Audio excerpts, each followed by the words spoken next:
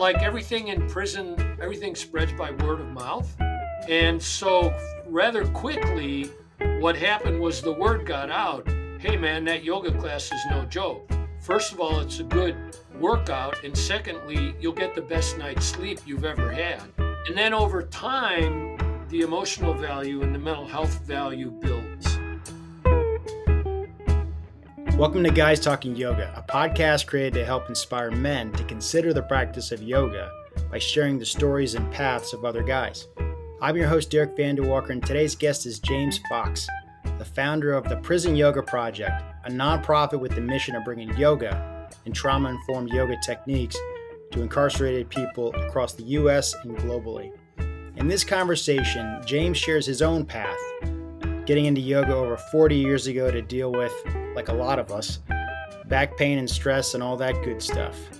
Anyhow, along the way, he saw the merits of his yoga practice and decided to get into some teacher training as he wanted to start sharing the practice with others. After his training, he realized, maybe I should bring this to communities who don't have access. And in 2002, he entered San Quentin Prison in California and taught his first prison yoga class. After teaching yoga in San Quentin and a number of other prisons, he started the Prison Yoga Project in 2010.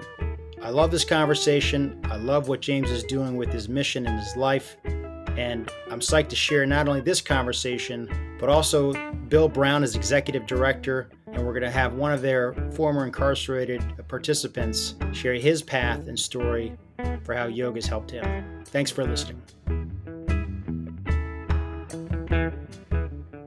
Well, James Fox, it's great to have you on. Thanks, Derek. Nice to be with you.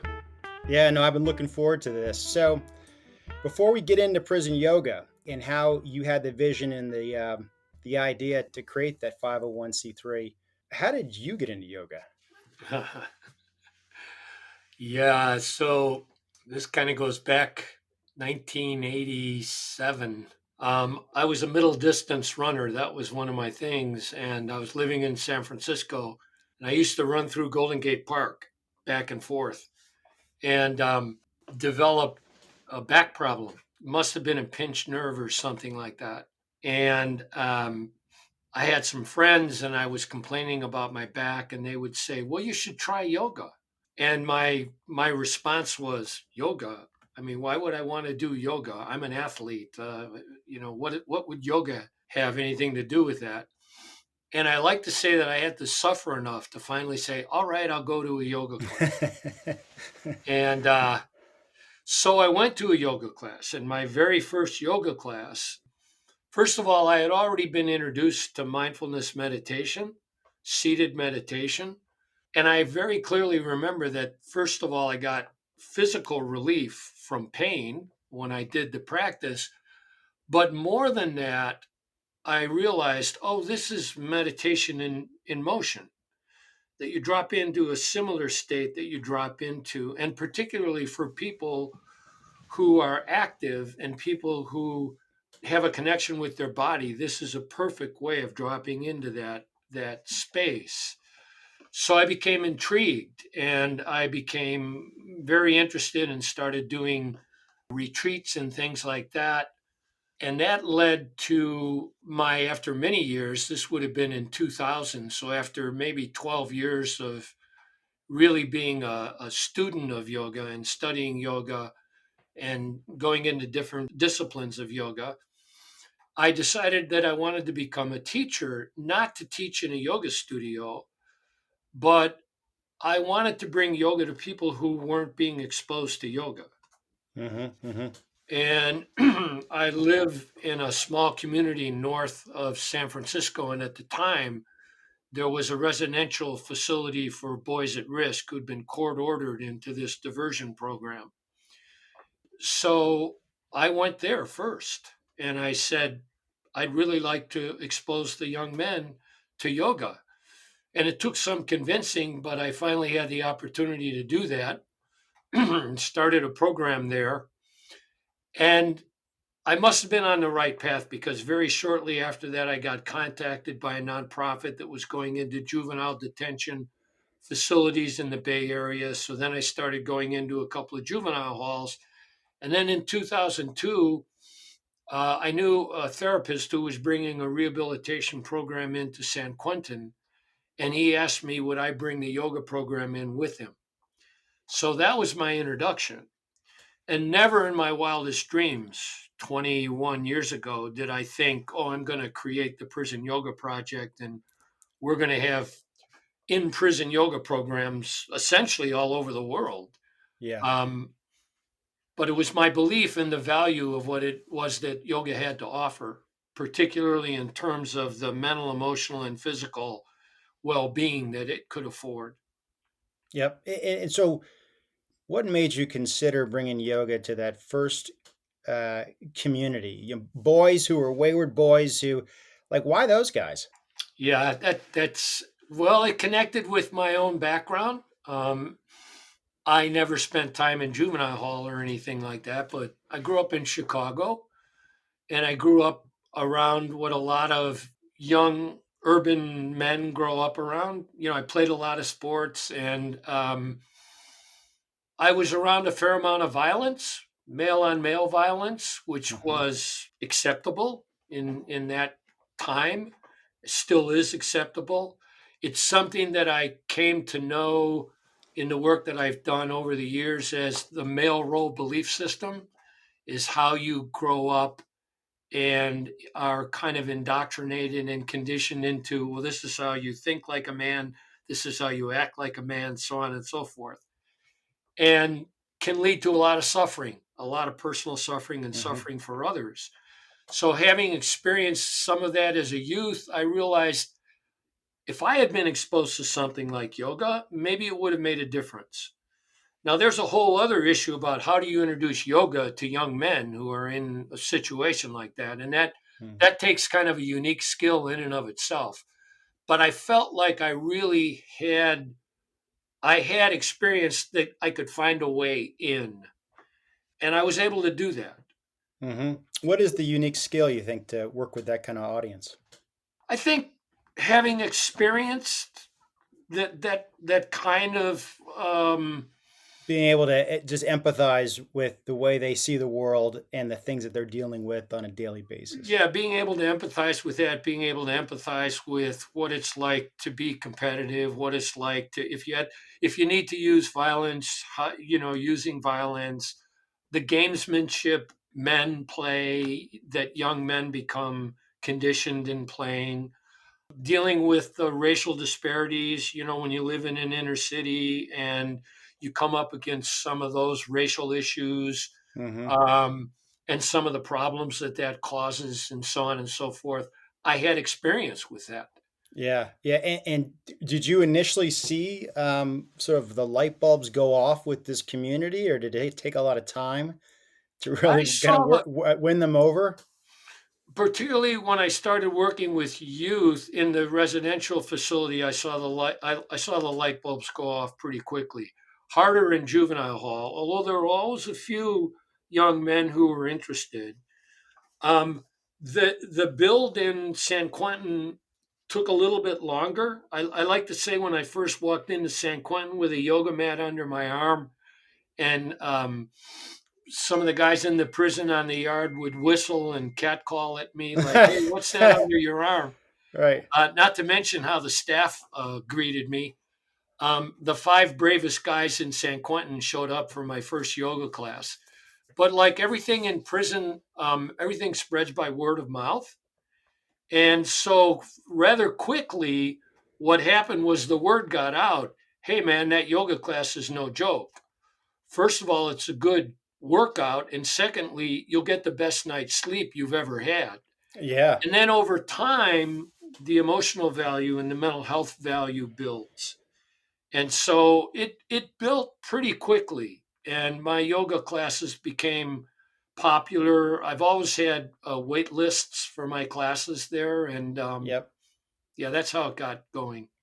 So, what's the ideal class size in working with some of these prisons? Well, it has to do with the space, and it also has to do with if you're a single teacher, and we call ourselves facilitators, by the way, rather than teachers, to get more on the level with the people that we're serving. Meaning that you're not superior to them. You want to Right, be sort of in exactly, the foxhole with them. I got you. exactly. Around 15 to 20. And a lot of that has to do with the space. Usually you don't have a large space, and you don't want to be given the gymnasium because there are a lot of interruptions if you run a class in Hmm. a gymnasium. You want a smaller space, a more guarded space. Chapels are perfect in prisons. Mm. Classrooms, if you can get a classroom. So around 15 to 20 is a good size.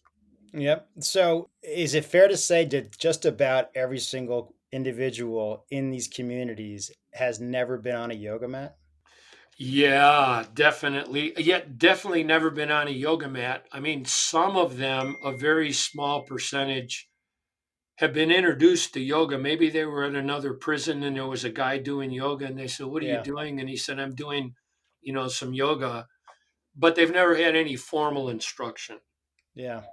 Yeah. So I wrote Interesting. a So, book. I wrote a book in 2010 that we've sent out free of charge to any incarcerated person who writes to us. And since 2010, we've sent about 35,000 copies out to incarcerated wow. people all over the country. And it's an intro to yoga, an intro to yoga practices. It's been very useful. What's the name of the book?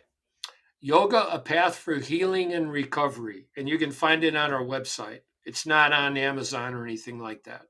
Gotcha. Gotcha. So, we'll make sure we have the link in the show notes for this thing for that.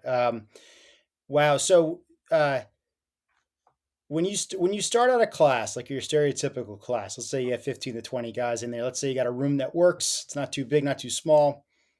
What's the typical class that you'll do? And then do you have a standard way to help make it accessible so people can really get engaged with it and not feel too intimidated? So, first of all, we take what's called a trauma informed approach, Hmm. understanding that the vast majority, if not all, of the people who are in the class come from backgrounds of trauma that's unresolved. And then they're in a traumatic environment. So, they come with these hidden injuries, so to speak. So, we're very careful about how we set the class up. Yep. We set the class up in circles so nobody's behind you and you've got, that stability.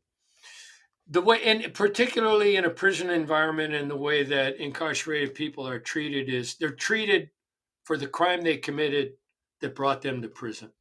Mm, So they're constantly reminded of that. And our carceral system is a system of punishment. It's really not a system of rehabilitation. So whatever we can do in terms of the way that we relate with people and the way that we bring yoga to them to provide it as the opportunity for rehabilitation and healing, we do that. So I have a standard way that I introduce yoga. And I usually ask people, first of all, anybody here ever done yoga? And then I'll introduce yoga as yoga means union. Union of what? And somebody yells, mind, body, spirit. And I'll say, well, I can speak to mind and body, but I can't speak to spirit. That's your own that's business. your work. That's your That's your work. business. Right. And particularly in a prison setting, you've got Christians, you've got Muslims, you've got Native Yep. Americans, you've got Jewish people, you've got people without any kind of religious affiliation. So we take a secular approach. Mm, And I introduce yoga as a union of mental, emotional, and physical, and that we all have a mental, emotional, and physical aspect to our being. mm, And so what yoga is about is trying to provide a balance, trying to provide support for the mental, emotional, and physical aspects of ourselves. And how do we do that? Well, we do it in four different ways. We do it through mindful awareness, conscious breathing, movement, and deep relaxation. And so that becomes the introduction, and then we gear the class toward those practices in developing a practice. And also some content and guidelines, they read things, and we have a workbook and so on and so forth. So, and we have about an 80 to 85% retention. Some guys drop out, like this isn't for me, or interestingly, you think about a lot of guys who are really buffed in prison, those are the guys who usually drop out first. and why is that? I think they're surprised by the stamina that yoga demands, that it's not just about muscular strength. And when you start, going into not only muscles and bones, but joints and connective tissue, and holding poses for a longer period of time to find your breath and find impulse control, which is one of the things that we really target in the yoga practice. They have a hard time dealing with it. Yeah, I think a lot of guys on the outside who are big time athletes who are used to pushing weights around really find that their body's going to start shaking at a certain point because their nervous system hasn't quite caught up. Yes. And the whole balance thing can be wildly frustrating. You know, if you just are just having the darndest time trying to stay on one foot, you're going to say, "Ah, screw it, I'm out of here. This Yeah. isn't for guys anyhow," or whatever attitude they bring. Just going back a little bit about the trauma informed techniques that you guys use.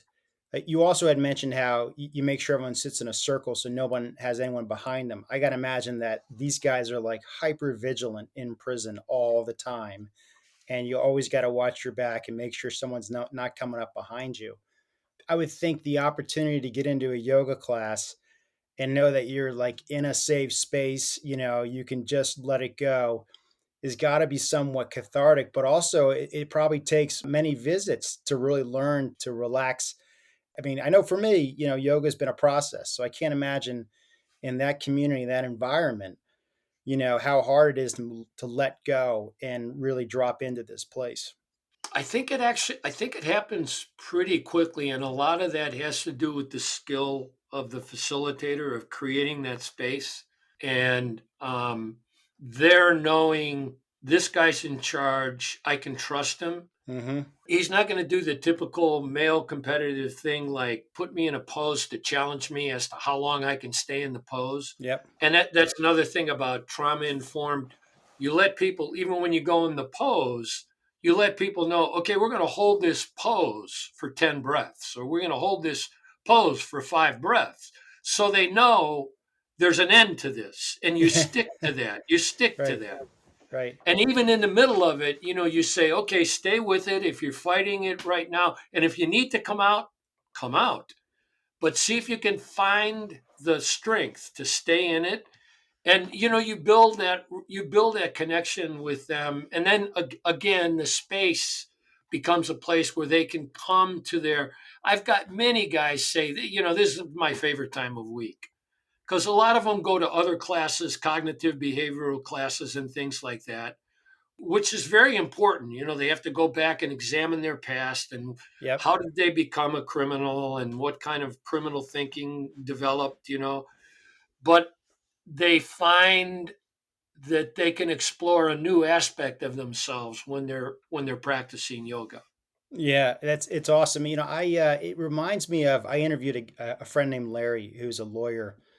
He's pretty much retired now, but he said when he got into yoga, he would go for 90 minutes during his lunch hour. And he said it was like a 90-minute vacation from my day, and obviously much different experience than somebody who is on the inside in that environment versus somebody whose prison is more of just sitting at a corporate desk dealing with that kind of stress. But I think the opportunity for a lot of guys is to see the yoga mat as a place of escape, freedom, relaxation. I mean, it's sort of like a 3x5 man cave. Just you can take it anywhere you want to. You just roll it out, and you might even just be lying on your back, just literally lying on your back before you've done anything, and just checking in, Yeah, and you can just leave everything figuratively and mentally at the door. yeah. Yeah, well, that's the importance of making that bodily connection, rather than living in your head all the time, which most of us do. I mean, that's the human condition. Hmm. But and once again, this relates to trauma informed because the trauma therapists all talk about interoception, learning how to experience what's going on inside the body is the key to trauma healing. Mm. So being able to impart that, and then the other thing is what we always focus on: what is it that you learn from being in a yoga class that you can take out into your life to serve you in your life? So your life is you're incarcerated, you're in prison. This is your life. There's no way of getting around that. Yeah. Sure, you want to get out of here, you want to be home, but in the meantime, this is your life. This is what you have to deal with. So how can you improve your quality of life while you're incarcerated? And I mean, one of the things you can do is you can practice yoga, but the key is taking something that you learn from your yoga practice out into your life. So whether that's impulse control, whether that's using skills that you learn from yoga to develop calmer temperament, some skills um, to deal with chronic pain. I mean, these are the top things that Yeah. anybody, whether you're incarcerated or not, you're dealing with chronic pain, you're dealing with stress, you're dealing with Yep. anxiety. These are the things that yoga can support you with. Yep. And if it works for guys in the communities that you work with, it can work for anyone, Well, right? I mean, these I would guys think are, so. you know, so have you seen some like stunning examples where you saw a guy who was skeptical and a doubter and over time has become someone who can't stop talking about what it's done for him, or at least embodies a change in a sense of transcending the way they were before. Yeah, definitely, definitely. We actually have some videos of people who've gotten out and talk about what yoga meant to them while they were incarcerated and how it continues to influence their lives now that they're out. I'm thinking of one guy who actually went on and became a certified yoga teacher with our support. But when he was interviewed on the inside, he was a life sentence guy with the possibility of parole, and he was getting ready to go before the parole board. And one of the last things he said was, "I'll never stop doing yoga. I'll never stop doing yoga." And you could feel it. You could feel, Yeah. and that if a person has the opportunity to be in the program long enough, and by that I mean at least a year, they're going to be exposed to some of those benefits that's going to sink into them. Yep. So how many prisons do you work with currently? We're in 17 states. Hmm. Um, California is our largest state, where we're in seven of the state prisons and many county jails. The number of facilities, it keeps growing all the time, and we add another state, something like that. But it's reflective of having programs in 17 states. Yeah. What's sort of the structure for your organization, and how do you guys scale and to be able to serve this massive community? That's probably one thing that I haven't really fully understood, and our listeners probably would appreciate is like, how do you guys do what you do? We've trained more than 3,000 people in our Hmm. methodology. So it comes as a result of the trainings. We train people from all over the country. It's now an online training. So yoga teachers who are interested in doing this work engage in the online training. It's a 36-hour training. And then they may have a connection with a facility wherever they live. And then they have an opportunity to bring a program into the facility. And that's how it traditionally got started. I started doing those trainings in person in 2011. And that's how it initially got started. And then we provide support for them once they get the program going. We make sure they get yoga mats, we make sure they get materials, we make sure they get our books, our workbooks, so on and so forth, to support them with their programs. And we provide ongoing value added webinars and things like that for all of our group of program facilitators. So your yoga mats, do you work with a certain yoga company that helps give you guys yoga mats at a certain attractive cost to be able to support your mission?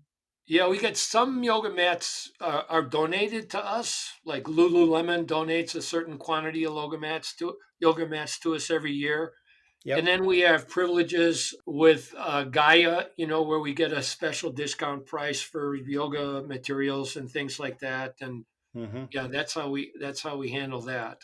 And your workbooks, or do you guys provide a hard copy or is there a digital copy, or We what's the provide a hard copy to participants in the program. and that's got to be a fair amount of cost as far as like, do you guys get support, people who help sponsor the cost of your books? Yeah, for grants and donations, support our materials and things like that. Yep. Um, and then the money that we raise from our trainings and things like that. It's a whole combination of fee for services, revenues that we gain from training, and grants and private donations that all kind of come together to support us. Yeah, and speaking of donations, you guys, I remember I was catching up with Bill offline when we were first talking about doing this series on guys talking yoga. You guys have just kicked off a campaign to help raise money for Prison Yoga Project, right? Yeah, we do an end of year campaign, which we're kicking off, and it's it's geared toward private donations. Got it. And if people want to find out information, that stuff is on your website. That's on our website, prisonyoga.org. That's great. So, you had this idea 20 plus years ago to bring yoga to a certain community in need. And you knew that men needed help, particularly a certain age group of men, starting with, teenage boys. Now you've worked with a lot of older men, and I imagine some women also in these communities. How has this mission touched you as somebody who probably has had your own, like we all do, potholes in life, and you finding something in yoga that did something for you, and then knowing that you want to bring it to somebody else? I mean, as you look back as well as look forward, but if you look back and see what you've accomplished with Prison Yoga Project, what has it meant to you? Yeah, thank you for asking that question. Yeah. I had a strong desire. Maybe I wasn't even conscious of it, but I had a strong desire to be of service. There was a heartfelt desire within me that wasn't being satisfied by other things that I did to make a living, to make money. That was I want to be of service. And I don't know what that's going to look like. And then I kind of followed the bouncing ball. It was like, okay, well, what are some of the things you really love? And one thing led to the next, led to the next. And I found that through my dedication and what yoga was giving back to me, that I was able to share with other people, that the personal rewards of being of service through that endeavor has so far outpassed anything that I could have ever expected. It's really kept me going. Yeah. I still go into San Quentin every week, and I walk out of there most of the time with just this feeling of fulfillment of I've been able to drop into a situation and actually have my life touched and touch somebody else's life by just sharing this practice with them. Yeah.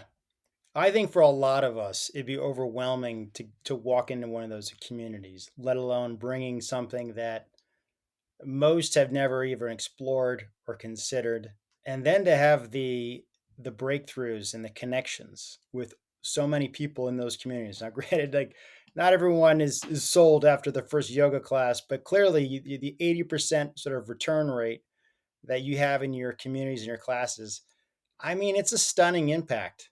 And I think it's also reminds us that, everyone is in their own prison in some way. There are some people who have more, let's say, material walls and firmer structures keeping them in their prison, but many of us live in a prison at some point and in some moments.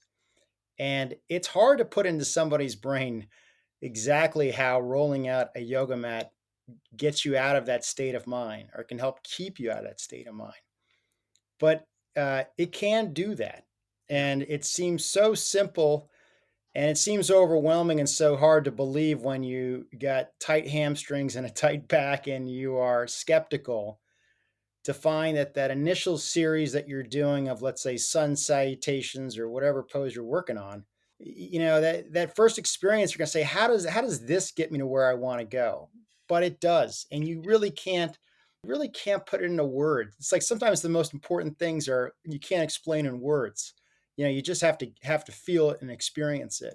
And I just think it's awesome what you guys have done, what you have done, what have you started with prison yoga, and what your team is doing, and the way you're helping to find a way to scale it through your trainings and share and make a further impact. I mean, it's pretty remarkable. So thank you for doing what you do, and thank you for joining us today. This has been awesome to connect. I've been looking forward to it.